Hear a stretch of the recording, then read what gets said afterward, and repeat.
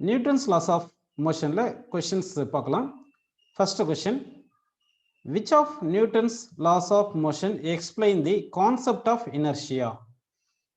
Concept of inertia என்றது inertia actually என்ன பார்த்தீங்கன்னா inability of the body to change its state. அப்போ first law என்ன சொல்றதுன்னா every body continues in the state of rest or uniform motion until unless external force acts on it. அதாவது வந்து force apply பண்ணாத வரைக்கும் ஒரு பாடி வந்து ரெஸ்ட்ல இருக்கும், இல்லைன்னா கான்ஸ்டன்ட் மோஷன்ல மூவ் ஆகிட்டு இருக்கும். அப்போ வந்து என்ன ஆகும்னா அந்த பாடியுடைய ஸ்டேட் சேஞ்ச் பண்ண முடியாது. அதுதான் இனர்ஷியான்னு சொல்றோம். அப்போ வந்து inability of the body to change its state தான் இனர்ஷியான்னு சொல்றோம். ஸோ இது வந்து ஃபர்ஸ்ட் லா ஆஃப் மோஷன் தான் லா ஆஃப் இனர்ஷியான்னு சொல்றோம். சரிங்களா? நெக்ஸ்ட் கொஸ்டின் போலாம் பார்க்கலாம். Inertia of an object is directly depends on. இப்போ இனர்ஷியான்றது inability of the body to change its state. இப்போ மாஸ் அதிகமாக இருந்துச்சுன்னா இன்னபிலிட்டி அதிகமாக இருக்கும். அப்போ வந்து inertia measures directly mass of the object அப்படின்னு நம்ம எடுத்துக்கிறோம். So second question, third option correct. Next question, a body of mass 6 kg is acted on by a force so that its velocity changes from 3 meter per second to 5 meter per second, then change in momentum அப்படின்னு question கேட்டிருக்காங்க. அப்போ change இன் மொமெண்டம்க்கு என்ன formula பார்த்தீங்கன்னா, ஆக்சுவலாக இது வந்து final velocity எடுத்துங்க, இது இனிஷியல் வெலாசிட்டி எடுத்துங்க, இங்கே மாஸ் இங்கே கொடுத்துருக்காங்க. சேஞ்ச் இன் மொமெண்டமுக்கு ஃபார்முலா வந்து final momentum minus initial momentum. இதில் வந்து ஃபைனல் இது மாஸ் காமனாக எடுத்துட்டு final velocity minus initial velocity போட்டாங்க. மாஸ் வந்து 6 கிலோகிராம் கொடுத்துருக்காங்க, final velocity 5, initial velocity 3. So 5 minus 3 2 into 6 வந்து 12ன்னு வருது. ஸோ தேர்ட் கொஸ்டின் நமக்கு ஆப்ஷன் ஃபோர்த் ஆப்ஷன் கரெக்டான answer. Next question, the momentum of a particle is varying with the time t as p is equal to 2 plus 3t square. The force acting on the particle at a t equal to 3 second will be. அப்போ force வந்து 3 செகண்ட்ல கேட்குறாங்க. ஃபோர்ஸ்க்கு ஆக்சுவலாக என்ன formula பார்த்தீங்கன்னா rate of change of momentum. இப்போ momentum என்ன கொடுத்துருக்காங்க பாருங்க, 2 plus 3t ஸ்கொயர். அப்போ இதை நம்ம டிஃப்ரென்ஷியேட் பண்ணணும். இதை டிஃப்ரென்ஷியேட் பண்ணால் 2 டிஃப்ரென்ஷியேட் பண்ணால் 0, 3t ஸ்கொயர் டிஃப்ரென்ஷியேட் பண்ணால் 60. So force is equal to 16 வந்திருக்கு. அட் t equal to 3 செகண்ட்ல நம்ம கண்டுபிடிக்கணும். அப்படி தானப்போ? அப்போ f is equal to 6 into 3ன்னு போட்டிங்கன்னா உங்களுக்கு 18 நியூட்டன் அப்படின்னு நமக்கு கிடைக்குது. So 18 Newton is the correct answer. Next question பாருங்க, a body is acted upon by balanced force. இப்போ வந்து ஒரு பாடி மேலே வந்து ஒரு பேலன்ஸ்டு ஃபோர்ஸ் அப்ளை பண்ணாங்கன்னா அப்போ நெட் ஃபோர்ஸ் வந்து 0. அப்போ நெட் ஃபோர்ஸ் 0வா இருந்தால், நெட் ஃபோர்ஸ் 0வா இருந்தால் பாடி ரெஸ்ட்ல இருக்கலாம், இல்லைன்னா கான்ஸ்டன்ட் ஸ்பீடில் மூவ் ஆகலாம். If even number of forces are acting on it அப்படின்னு சொல்லியிருக்காங்க பாருங்க. இங்கே வந்து ஏதோ ஒரு கான்செப்ட் மிஸ் பண்ணுறாங்க. ஸோ இந்த கேஸில் வந்து நம்ம என்ன பண்ணலாம்னா, பாடி அன்பேலன்ஸ்டு ஃபோர்ஸ் ஆக்ட் ஆச்சுன்னா வந்து ரெஸ்ட் ஒன்லின்னு வராது, ரெஸ்ட்ல இருக்கலாம், கான்ஸ்டன்ட் ஸ்பீட்லையும் மூவ் ஆகலாம், ஆக்சலரேஷன் 0வும் இருக்கும். அப்போ வந்து if it is moving with constant speed இது எடுத்துக்கலாம். அதே மாதிரி if it is not moving, if it is not accelerating, அதாவது வந்து பேலன்ஸ்டு ஃபோர்ஸாக இருந்துச்சுன்னா டோட்டல் ஃபோர்ஸ் வந்து 0வா இருக்கும். ஸோ ஆக்சலரேஷன் 0வா இருக்கும், வெலாசிட்டி கான்ஸ்டன்ட்டாக இருக்கணும். அப்போ வெலாசிட்டி கான்ஸ்டன்ட்டாக இருக்குன்னா யூனிஃபார்ம் ஸ்பீடில் போகலாம், கான்ஸ்டன்ட் ஸ்பீடில் போகலாம், அதாவது கான்ஸ்டன்ட் ஸ்பீடில் போகலாம். அடுத்து வந்து ஆக்சலரேஷன் நாட் ஆக்சலரேட்டிங். அதே மாதிரி if it is moving with constant ஸ்பீட்ன்றதும் வெலாசிட்டி கான்ஸ்டன்ட்டாக இருக்கும். சரிங்களா? அதனால பி அண்ட் டி வரலாம். இப்படி ரெஸ்ட் ஒன்லின்னு சொல்ல முடியாது இல்லைங்களா? அதனால ஏ விட்டுட்டு ஆப்ஷன் சி பாருங்க இன்கம்ப்ளீட்டா இருக்கு. சரி, நெக்ஸ்ட் கொஸ்டின் போல பாருங்க. A force 6i minus 8j plus 10k Newton produces acceleration of √2 meter per second in a body. Calculate the mass of the body ன்னு கேட்டிருக்காங்க. சரி, இப்போ வந்து பார்த்தீங்கன்னா நமக்கு ஆக்சலரேஷன் வந்து √3 √2ன்னு கொடுத்துருக்காங்க. ஃபோர்ஸ் வந்து என்ன பண்ணலாம்னா மேக்னெட் ஆஃப் ஃபோர்ஸ் கண்டுபிடிக்கிறது x component square plus y component square plus z component square போட்டுக்குங்க. சரிங்களா? இது வந்து எக்ஸ் காம்பனன்ட் 6, மைனஸ் 8 வந்து ஒய் காம்பனன்ட், இப்போ 10 வந்து ஜெட் காம்பனன்ட். இதை வந்து ஸ்கொயர் பண்ணி ஆட் பண்ணிங்கன்னா உங்களுக்கு 10√2ன்னு கிடைக்கும். இது எல்லாமே ஸ்கொயர் ரூட் பண்ணி ஆட் பண்ணிங்கன்னா இது 6 ஸ்கொயர் பண்ணால் 36, 8 ஸ்கொயர் பண்ணால் 64, 10 ஸ்கொயர் பண்ணால் 100, 200 வரும். 200 வந்து 10√2ன்னு எழுதிக்கலாம். இதுதான் ஃபோர்ஸ். சரிங்களா? இப்போ மாஸுக்கு என்ன ஃபார்முலா சொல்லுங்க? Force by acceleration. So force வந்து எவ்வளோ வந்திருக்கு? 10√2 இருக்கு. ஆக்சலரேஷன் √2 வந்திருக்கு. √2 கேன்சல் பண்ணோம்னா 10 கிலோகிராம் அப்படின்னு கிடைக்குது.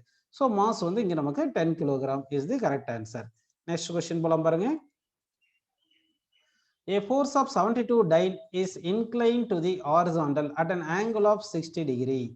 Find the acceleration in a mass of 9 gram which moves in the effect of this force in a horizontal direction அப்படின்னு சொல்லியிருக்காங்க. இப்போ வந்து என்னென்ன கொடுத்துருக்காங்க பாருங்க, ஃபோர்ஸ் வந்து 72 டைன், தீட்டா வந்து 60 டிகிரி. அடுத்து வந்து ஆக்சலரேஷன் ஆஃப் தி மாஸ் வந்து 9 கிராம். எல்லாமே சிஜிஎஸ் யூனிட்ல கொடுத்துருக்காங்க. ஸோ நம்ம அப்படியே சிஜிஎஸ் யூனிட்ல கண்டுபிடிச்சிடலாம். சரிங்களா? இப்போ வந்து இதுதான் ஒரு ஆப்ஜெக்ட் எடுத்துங்க. ஃபோர்ஸ் வந்து இந்த டைரக்ஷன்ல ஆக்ட் ஆகுது. எக்ஸ் டைரக்ஷன்ல எவ்வளவு ஃபோர்ஸ் இருக்கும் பார்த்தீங்கன்னா, இது ஒரு காம்பனன்ட் எடுத்துங்க. எஃப் காஸ் தீட்டா ஆக்ட் ஆகும். ஹாரிசான்டல் டைரக்ஷன்ல ஃபோர்ஸ் வந்து F cos theta that is equal to mass into acceleration போட்டுருங்க. ஃபோர்ஸ் வந்து 72 டைன், காஸ் 60, தீட்டா வந்து 60 டிகிரி கொடுத்துருக்காங்க. மாஸ் வந்து 9 கிராம் இன்டு ஆக்சலரேஷன் போடுங்க. இப்போ இது வந்து 72 இன்டு காஸ் 60 வந்து 1/2, மாஸ் வந்து 9 இருக்கு. கரெக்டுங்களா? Into acceleration A. இப்போ இந்த 2 72 கேன்சல் பண்ணா 36, இந்த 9 36 கேன்சல் பண்ணா 4. ஸோ ஆக்சலரேஷன் வந்து எல்லாமே சிஜிஎஸ் சிஸ்டம்ல இருக்கிறதுனால சிஜிஎஸ் யூனிட்லயே ஆக்சலரேஷன் இதெல்லாம் centimetre per second square. So acceleration 4 centimetre per second square. Next question. A constant force acting on a body of mass 3 kilogram change its speed from 2 meter per second to 3.5 meter per second in 25 seconds in the direction of the motion of the body. What is the magnitude and direction of the force அப்படின்னு கேட்டிருக்காங்க. இப்போ வந்து ஃபோர்ஸுக்கு என்ன formula? Change in momentum by time taken. So change in மொமெண்டம்ன்றது mass into final velocity minus initial velocity by time taken எடுத்துங்க. இப்போ mass வந்து பாருங்க 3 கிலோகிராம் கொடுத்துருக்காங்க. ஃபைனல் வெலாசிட்டி 3.5, இனிஷியல் வெலாசிட்டி 2 கொடுத்துருக்காங்க. டைம் வந்து நமக்கு 25 செகண்ட் கொடுத்துருக்காங்க. இதெல்லாம் சப்ஸ்டிட் பண்ணுங்க. ஸோ மாஸ் வந்து 3 kilogram into final velocity 3.5 minus initial velocity 2 divide by time வந்து 25 இருக்கு. கரெக்டுங்களா? இப்போ 3 இன்ட்டு இது 3.5 மைனஸ் 2, இது 3.5 மைனஸ் 2 இருக்கு. கரெக்டுங்களா? அப்போ 3.5 மைனஸ் 2 வந்து 1.5. 1.5 3/2 போட்டுங்க, டிவைட் பை 25 இருக்கு. இதை சிம்பிளை பண்ணா நமக்கு 0.18 நியூட்டன் அப்படின்னு கிடைக்கும். சரிங்களா? 0.18 நியூட்டன் கிடைக்குது. நெக்ஸ்ட் கொஸ்டின் பாருங்க. A body of mass 5 kg is acted upon by two perpendicular forces 8 Newton and 6 Newton. Find the magnitude and direction of the acceleration அப்படின்னு சொல்லியிருக்காங்க. சரிங்களா? அப்போ வந்து இது ஒரு 8 நியூட்டன் இந்த டைரக்ஷன்ல இருக்குன்னு வச்சுங்க. இப்போ வந்து 6 நியூட்டன் இந்த டைரக்ஷன்ல இருக்குன்னு எடுத்துங்க. அப்போ ரிசல்டன்ட் ஃபோர்ஸ் இந்த டைரக்ஷன்ல இருக்கும். இந்த ரிசல்டன்ட் ஃபோர்ஸ் எவ்வளவு பார்த்தீங்கன்னா square root of 8 square plus 6 square, 8 square plus 6 square அப்படின்னு வருது. சரிங்களா? இப்போ ரிசல்டன்ட் ஃபோர்ஸ் வந்து இது ஸ்கொயர் ரூட் எடுத்தோம்னா நமக்கு 10ன்னு கிடைக்கும். நம்ம கேட்டது மாஸ் வந்து எவ்வளவு கொடுத்துருக்காங்க? 5 கொடுத்துருக்காங்க. ஸோ ஆக்சலரேஷன் தானே கேட்டிருக்காங்க. Acceleration equal to force by mass.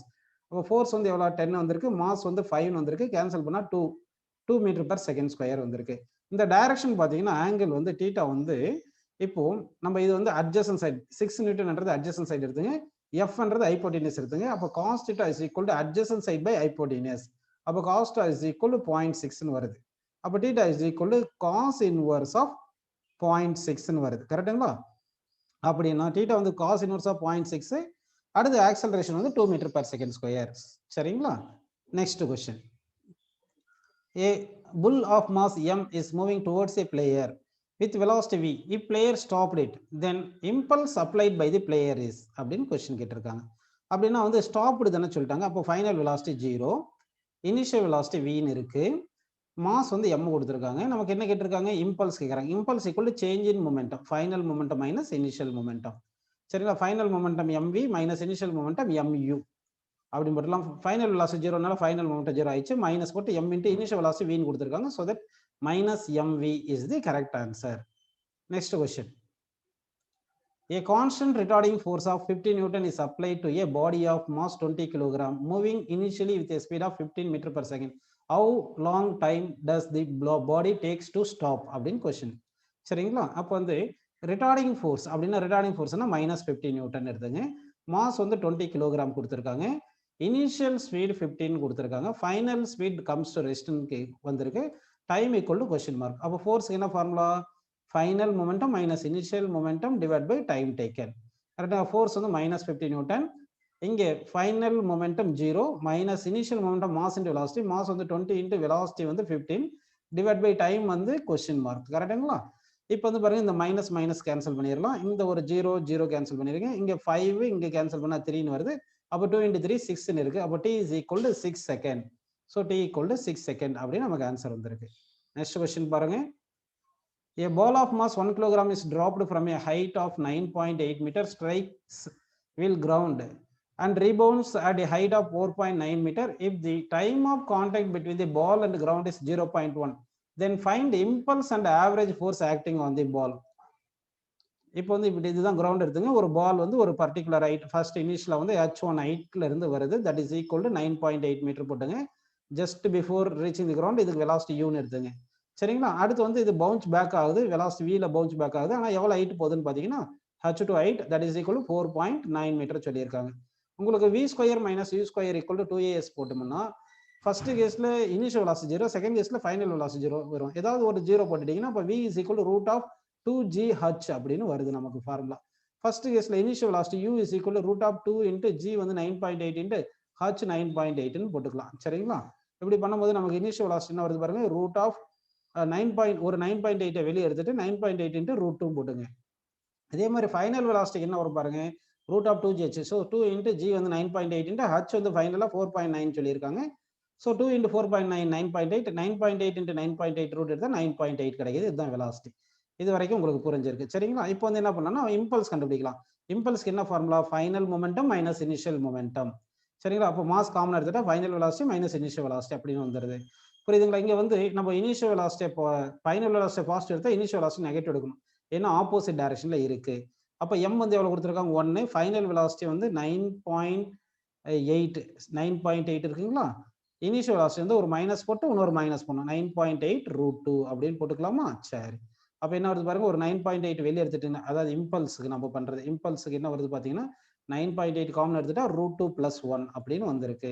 புரியுதுங்களா? இந்த ரூட் வந்து அப்ராக்சிமேட்லி நம்ம 1.414 எடுத்தோம்னா அப்ப 9.8 இன்ட்டு 1.414 பிளஸ் 1 வந்து 2.414 அப்படின்னு வருது. இதை மல்டிப்ளை பண்ணா நமக்கு நியர்லி 23.52ன்னு கிடைக்கும். சரிங்களா? அடுத்து ஃபோர்ஸ் என்னென்ன பண்ணோம், இம்பல்ஸ் பை டைம் டேக்கன். ஏன்னா இம்பல்ஸ் என்ன சேஞ்ச் இன் மொமெண்டம், இம்பல்ஸ் எவ்வளவு வந்திருக்கு 23.52 வந்திருக்கு. டிவைட் பை டைம் வந்து எவ்வளவு பாருங்க 0.1 செகண்ட் கொடுத்துருக்காங்க. அப்படி தானே 0.1 செகண்ட்னா 1/10 10 மேல போயிருச்சுன்னா 235.2 நியூட்டன் அப்படின்னு வரும். ஸோ ஃபோர்ஸ் வந்து 235.2 நியூட்டன், இம்பல்ஸ் வந்து 23.5 நியூட்டன். ஃபர்ஸ்ட் ஆப்ஷன் கிடைச்சிருக்கு. நெக்ஸ்ட் கொஸ்டின் பாருங்க, a ball of mass 0.5 kilogram moving with a velocity of 2 meter per second strikes a wall normally and bounces back with the same speed. If the time of contact between the ball and the wall is 1 millisecond, the average force exerted by the wall on the ball கேட்டிருக்காங்க. சரிங்களா? இப்போ mass பார்த்தீங்கன்னா 0.5 கொடுத்துட்டாங்க. Speed initial speed வந்து 2 metre per second சொல்லியிருக்காங்க. கரெக்டுங்களா? Final ஸ்பீடும் 2 metre per second தான். ஆனால் வந்து நீங்கள் என்ன பண்ணணும், இப்போ வந்து இப்படி இருக்கு இல்லையா வால், இப்போ மாஸ் வந்து இனிஷியலாக வந்து இந்த டைரக்ஷனில் போகுது, ஃபைனலாக ஆப்போசிட் டைரக்ஷனில் வரதுனால ஃபைனல் ஸ்பீடை பாசிட்டிவ் எடுத்தால் இனிஷியல் ஸ்பீடை நெகட்டிவ்னு எடுத்துருக்கணும். புரியுதுங்களா உங்களுக்கு? இப்போ டைம் ஆஃப் கான்டாக்ட் வந்து 1 மில்லி செகண்ட், ஸோ 10⁻³ செகண்ட். இப்போ ஃபோர்ஸ் கேட்டிருக்காங்க. அப்போ நம்ம ஃபோர்ஸை கண்டுபிடிக்க போகிறோம். சரிங்களா? அப்போ ஃபோர்ஸுக்கு என்ன formula, change in momentum by time taken. So mass into final velocity minus initial velocity, மாஸை காமன் எடுத்துட்டு பை டைம் போட்டோம். மாஸ் வந்து 0.5 இருக்கு, ஃபைனல் வெலாசிட்டி வந்து நம்ம 2ன்னு போட்டோம்னா மைனஸ் போட்டு இனிஷியல் வெலாசிட்டி -2ன்னு போடணும். ஏன்னா ஆப்போசிட் டைரக்ஷனால இனிஷியல் வெலாசிட்டி ஒரு மைனஸ் போட்டுங்க. சரிங்களா? டிவைட் பை டைம் வந்து 10⁻³ சரிங்களா? இது வந்து எவ்வளவு வருது, இது 2 மைனஸ் ஆஃப் -2 4, இங்க ஒரு 1/2 4.5 வந்து மல்டிப்ளை பண்ணா 2 கிடைக்குது. 2/10⁻³ 10⁻³ மேல வந்தா 10⁻³ ஆகும். அதனால 2000 நியூட்டன் அப்படின்னு நம்ம போட்டுக்கலாம். 13th கொஸ்டினுக்கு ஃபர்ஸ்ட் ஆப்ஷன் கரெக்டா வந்திருக்கு. அடுத்த கொஸ்டின் பாருங்க, a ball is moving with a speed of 20 meter per second collide v equal to 20 meter per second with a smooth surface as shown in figure. தென் நமக்கு என்ன கேட்டிருக்காங்கன்னா வந்து இதுல இந்த கொஸ்டின்ல வந்து கொஞ்சம் இன்கம்ப்ளீட்டா இருக்கு. அது என்ன கொடுத்திருக்காங்க சொல்லிடுறேன் பாருங்க. நம்ம என்ன கண்டுபிடிக்கணும்னா இதுல வந்து then the magnitude of change in velocity, இங்க வந்து என்ன கண்டுபிடிக்கணும், magnitude of change in velocity கண்டுபிடிக்கணும். magnitude of change in velocity, change in velocity கேட்டிருக்காங்க. change in velocity question mark. இதுக்கு என்னென்ன ஆப்ஷன் கரெக்ட் ஆப்ஷன்ஸ் கொடுத்திருக்காங்கன்னா, ஃபர்ஸ்ட் ஆப்ஷன்ஸ் வந்து 10√3 மீட்டர் பர், எல்லாமே metre per second. Second option வந்து 20√3, தேர்ட் ஆப்ஷன் வந்து 40/√3, fourth option வந்து நமக்கு 40 மீட்டர் பர் செகண்ட் அப்படி கொடுத்துருக்காங்க. ஸோ இப்போ இந்த சம்மை நம்ம சால்வ் பண்ண போறோம் பாருங்க. இப்போ வந்து இனிஷியல் வெலாசிட்டி இந்த டைரக்ஷன்ல இருக்கு யூன்னு வச்சுங்க, ஃபைனல் வெலாசிட்டி இந்த டைரக்ஷன்ல இருக்கு. நமக்கு சேஞ்ச் இன் வெலாசிட்டி தானே வேணும். சேஞ்ச் இன் வெலாசிட்டிக்கு என்ன ஃபார்முலா, v மைனஸ் u. அப்படி தானப்போ, அப்போ இது எப்படி எடுத்துக்கலாம், v பிளஸ்னு போட்டு -uன்னு எடுத்துங்க. அப்போ u இந்த டைரக்ஷன் இருந்துச்சுன்னா -u இந்த டைரக்ஷன் எடுத்துக்கங்க. சரிங்களா? அப்போ இது வந்து v வந்து இப்படி இந்த டைரக்ஷன் எடுத்தோம், -u இந்த டைரக்ஷன் எடுத்துட்டோம். கரெக்டுங்களா?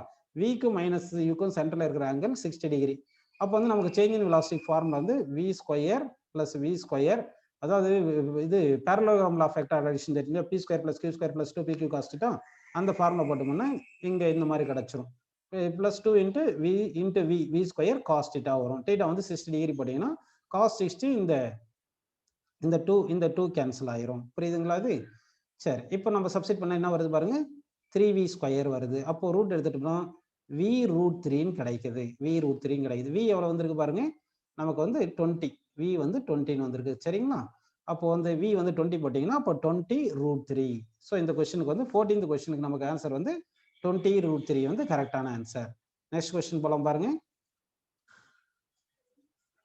A body of mass 5 kg is moving with a velocity of v equal to 2i plus 6j at t equal to 0. After time t equal to 2 seconds, velocity of the body is 10i plus 6j. Then change in momentum of the body அப்படின்னு கேட்டிருக்காங்க. அப்போ வந்து நமக்கு என்னென்ன கொடுத்துருக்காங்க பாருங்க. இது வந்து ஃபைனல் வெலாசிட்டின்னு கொடுத்துருக்காங்க. இங்கே வந்து இனிஷியல் வெலாசிட்டி, இது வந்து டைம்னு கொடுத்துருக்காங்க. கரெக்டாக மாஸ் வந்து 5 kg கொடுத்துருக்காங்க. ஸோ சேஞ்ச் இன் மொமெண்டம் நமக்கு என்ன வேணும், சேஞ்ச் இன் மொமெண்டம் வேணும். அப்போ சேஞ்ச் இன் மொமெண்டம் ஃபார்முலா வந்து final momentum minus initial momentum, அப்படிதானே? Final momentum mass into final velocity, initial momentum mass into initial velocity. So mass common எடுத்துட்டு final velocity minus initial velocity வரும். Mass வந்து 5 kg போட்டுங்க. Final velocity 10i plus 6jன்னு கொடுத்துருக்காங்க. Initial velocity 2i plus 6jன்னு போட்டுக்கோங்க. இப்போ 10 இங்க 5 into 10iல 2i போச்சுன்னா 8i, கரெக்டுங்களா? 6jல 6j போச்சுன்னா 0j அப்படின்னு வருது, கரெக்டுங்களா? 5 into 8 என்ன வரும், 40. So 40i. So 40i unit of momentum வந்து kilogram metre per second. So that இங்க என்ன சொல்றேன்னா சேஞ்ச் இன் மொமெண்டம் வந்து 40 எக்ஸ் டைரக்ஷன்றது ஐ கேப் சொல்லிட்டு unit kilogram metre per second அப்படின்னு சொல்லியிருக்கும். அடுத்த கொஸ்டின் பாருங்க. If impulse I varies with time as 20t square minus 4t, the change in momentum is minimum at அப்படின்னு கேட்டிருக்காங்க. அப்போ இம்பல்ஸ் கொடுத்தது வந்து 20t ஸ்கொயர் மைனஸ் 40tன்னு கொடுத்துருக்காங்க. கரெக்டா? சேஞ்ச் அங்க சேஞ்ச் இன் மொமெண்டம்ன்றது தான் இம்பல்ஸ். இது மினிமமா இருக்கணும்னா, எப்பவுமே மினிமமா இருக்குன்னா அதை டிஃபரன்ஷியேட் பண்ணிட்டு ஈக்குவல் டு 0 போடணும். அந்த கண்டிஷன்ல எய்தர் மினிமம் ஆர் மேக்ஸிமம் அப்படின்னு வரும். அப்போ டிஃபரன்ஷியேட் பண்ணிட்டு ஈக்குவல் டு 0 போடணும். அப்போ டிஃபரன்ஷியேட் பண்ணுங்க. 20t ஸ்கொயர் டிஃபரன்ஷியேட் பண்ணா 40t வரும். மைனஸ் 40t டிஃபரன்ஷியேட் பண்ணா 40 வருது. ஈக்குவல் டு 0 போட்டீங்கன்னா அப்போ t is equal to 1 second. t equal to 1 செகண்ட்ல இம்பல்ஸ் வந்து மினிமமா இருக்கும். நெக்ஸ்ட் கொஸ்டின் பார்க்கலாம் பாருங்க. An initially stationary device lying on a frictionless floor explodes into two pieces and slides across the floor. One piece is moving in positive x direction, then other piece is moving அப்படின்னு கேட்டிருக்காங்க. ஆக்சுவலா வந்து இங்க இனிஷியலா வந்து ரெஸ்ட்ல இருக்கு. Initial momentum வந்து ரெஸ்ட்ல இருக்கு, 0 இருக்கு. அப்போ ரெண்டா பிரேக் ஆகும்போது ஃபைனல் மொமெண்டமும் according to conservation momentum initial momentum equal final மொமெண்டம்னு வரணும். அப்போ 0ன்னு வரணும். அப்போ ஃபைனல் மொமெண்டம் 0 இருக்குன்னா ஒரு ஆப்ஜெக்ட் வந்து பாசிட்டிவ் எக்ஸ் டைரக்ஷன்ல போனா இன்னொரு ஆப்ஜெக்ட் கண்டிப்பா மைனஸ் எக்ஸ் டைரக்ஷன்ல போனாதான் அந்த ரெண்டு மொமெண்டம் கேன்சல் ஆயிட்டு ஃபைனல் மொமெண்டம் 0 வரதுக்கான வாய்ப்பு இருக்கு. அதனால வந்து நம்ம என்ன சொல்லலாம்னா நெகட்டிவ் எக்ஸ் டைரக்ஷன்ல மூவ் ஆகணும். அப்பதான் டோட்டல் மொமெண்டம் ஃபைனல் மொமெண்டம் வந்து 0வா இருக்கும். ஏன்னா இனிஷியல் மொமெண்டம் 0வா இருக்கு. அப்போ மொமெண்டம் கன்சர்வ் ஆகும். சரிங்களா? இது மாதிரி எப்பவுமே எக்ஸ்ப்ளோஷன் நடந்துச்சுன்னா கன்சர்வேஷன் ஆஃப் மொமெண்டம் கான்செப்ட் நம்ம எடுத்தாகணும். அடுத்த கொஸ்டின் பாருங்க. A bullet of mass 10 gram is fired from a gun of mass 1 kilogram with a recoil velocity of 5 meter per second. The muzzle velocity will be. இப்போ பாருங்க, ஆக்சுவலா வந்து ஒரு கன்ல இருந்து என்ன பண்றோம்னா புல்லட்டை ஃபயர் பண்றோம். இப்போ இதுதான் கன்னு வச்சுங்க. இதுல இருந்து புல்லட்டை இப்படி ஃபயர் பண்றோம். அப்படிதானே? ஃபர்ஸ்ட் வந்து இனிஷியலா கன்னும் புல்லட்டும் ரெஸ்ட்ல இருந்திருக்கும். அதனால இனிஷியல் மொமெண்டம் 0ன்னு எடுத்துக்கலாம். அப்போ ஃபைனல் மொமெண்டம் எப்படி இருக்கணும், 0வா இருக்கணும். ஃபைனல் மொமெண்டம் 0னா momentum of gun plus momentum of bullet is equal to 0ன்னு வரணும். மொமெண்டம் ஆஃப் கன்னுக்கு வந்து mass into mass of the gun into velocity of the gun plus momentum of bullet வந்து mass of the bullet into velocity of bullet equal to 0 போட்டுக்கலாம். இங்க வந்து mass of the கன் பாருங்க 1 kilogram சொல்லியிருக்காங்க. Mass of the bullet பாருங்க 10 gram சொல்லியிருக்காங்க. Velocity of the gun வந்து நமக்கு என்ன சொல்லியிருக்காங்க பாருங்க 5 மீட்டர் பர் செகண்ட் சொல்லியிருக்காங்க. சரிங்களா? அப்போ வெலாசிட்டி ஆஃப் தி புல்லட் எவ்வளோன்னு கேட்குறாங்க. சரிங்களா? அப்போ வந்து வெலாசிட்டி ஆஃப் தி புல்லட் தான் கொஸ்டின் கேட்டிருக்காங்க. அப்படி போட்டீங்கன்னா மாஸ் ஆஃப் தி கன் வந்து 1 கிலோகிராம் இன்ட்டு வெலாசிட்டி 5 போட்டீங்கன்னா பிளஸ் இந்த மாஸ் ஆஃப் தி புல்லட் வந்து 5 கிராம் 5 இன்ட்டு 10 பவர் மைனஸ் 3 போட்டுட்டு இந்த u ஈக்குவல் டு 0 வருது. இது இந்த பக்கம் போயிருச்சுன்னா இந்த 5 அந்த பக்கம் போனா 5 இன்ட்டு 10 பவர் மைனஸ் 3, புரியுதுங்களா? இது இன்ட்டு u. இது சாரி, இங்க புல்லட் மாஸ் வந்து 10 கிராம் கொடுத்துருக்காங்க. அப்போ 10 இன்ட்டு 10 பவர் மைனஸ் 3 போடணும். புல்லட் மாஸ் வந்து 10 இன்ட்டு 10 பவர் மைனஸ் 3. சரிங்களா? அப்போ 10 into 10 power minus 3 into u is equal to 5 அந்த பக்கம் போயிருது. இந்த 10ம் 5ம் கேன்சல் பண்ணா இங்க 2 இருக்கும். அப்போ u இஸ் ஈக்குவல் என்ன வருது பாருங்க 1/2 இன்ட்டு 10 பவர் மைனஸ் 3. 1/2 வந்து 10 பவர் 1/2 வந்து 0.5 10 பவர் மைனஸ் 3 மேல போனா 1000 ஆயிரும். 0.5 இன்ட்டு 1000 வந்து 500 மீட்டர் பர் செகண்ட் அப்படின்னு கிடைக்குது. ஸோ 500 மீட்டர் பர் செகண்ட் வந்து கரெக்டான ஆன்சர். அடுத்த கொஸ்டின் பாருங்க. A bullet of mass 0.1 kilogram is fired with a speed of 100 meter per second. The mass of the gun being 50 kilogram, then the velocity of the recoil becomes. அதே question தான் கேட்டிருக்காங்க. ஆக்சுவலாக வந்து இப்போ final momentum வந்து equal to initial momentum ஜீரோனால final momentum zero இருக்கணும். சரிங்களா? அப்போ வந்து மூமெண்ட் ஃபைனல் மொமெண்ட்ன்றது என்ன சொல்லுங்க, gun momentum of the gun plus இது கன்னுக்கு and momentum of the bullet, இது ரெண்டுமே ஈக்குவல் டு ஜீரோ வரணும். இங்க வந்து புல்லட் மாஸ் 0.1 கிலோகிராம் சொல்லியிருக்காங்க, fired with speed 100 metre per second சொல்லிட்டாங்க. மாஸ் ஆஃப் தி கன் வந்து 50 கிலோகிராம், வெலாசிட்டி ஆஃப் தி கன் கேட்குறாங்க. அப்போ மாஸ் ஆஃப் தி கன் வந்து 50 கிலோகிராம் போடுங்க, வெலாசிட்டி ஆஃப் தி கன் வீண் போடுங்க, இசிக்கல் புல்லட் அந்த பக்கம், புல்லட் மூமெண்ட் அந்த பக்கம் கொண்டு போயிடும், மைனஸ் ஆயிரும். மாஸ் ஆஃப் தி புல்லட் வந்து 0.1 வருது, வெலாசிட்டி வந்து 100 கொடுத்துருக்காங்க. சரிங்களா? இது மல்டிப்ளை பண்ண என்ன வருது, 10 வருது, இங்க 50 வீன்னு வருது. சரிங்களா? இந்த 0 கேன்சல் பண்ணிடுங்க. v is equal to 5 அந்த பக்கம் வந்துருச்சுன்னா 1/5 that is equal to 0.2 metre per second. So 0.2 metre per second அப்படின்னு ஆன்சர் கிடைச்சிருக்கு. அடுத்த கொஸ்டின் பாருங்க. A man of mass 60 kilogram is standing on a horizontal conveyor belt. When the belt is moving at a constant acceleration 1 meter per second square, the man remains stationary with respect to the moving belt. If g equal 10 meter per second square, the net force acting on the man is dash அப்படின்னு கேட்டிருக்காங்க. சரிங்களா? அப்போ வந்து ஒரு man வந்து இப்படி இருக்கு, அப்படி இப்போ இவர் மேல என்னென்ன ஃபோர்ஸ் ஆக்ட் ஆகுதுன்னா ஒரு mg ஃபோர்ஸ் ஆக்ட் ஆகும், நார்மல் ரியாக்ஷன் ஒன்று ஆக்ட் ஆகும். இந்த வெர்டிகல் டைரக்ஷன் ஃபோர்ஸ் கேன்சல் ஆயிரும், ஏன்னா வெர்டிகல் டைரக்ஷன்ல ரெஸ்ட்ல இருக்காரு. இப்போ horizontal direction certain force act ஆகணும், அதனால தான் இவர் ஆக்சலரேஷன் 1 மீட்டர் பர் செகண்ட் ஸ்கொயர்ல ஆக்சலரேட் ஆகுறாரு. அப்படின்னா net force equal to mass into acceleration போடுங்க. இவரோட மாஸ் வந்து 60, ஆக்சலரேஷன் வந்து 1 வருது. ஸோ 60 × 1 60 நியூட்டன், அப்படின்னா வந்து 60 நியூட்டன் ஃபோர்ஸ் வந்து ஆக்ட் ஆகணும். So net force 60 Newton is acting.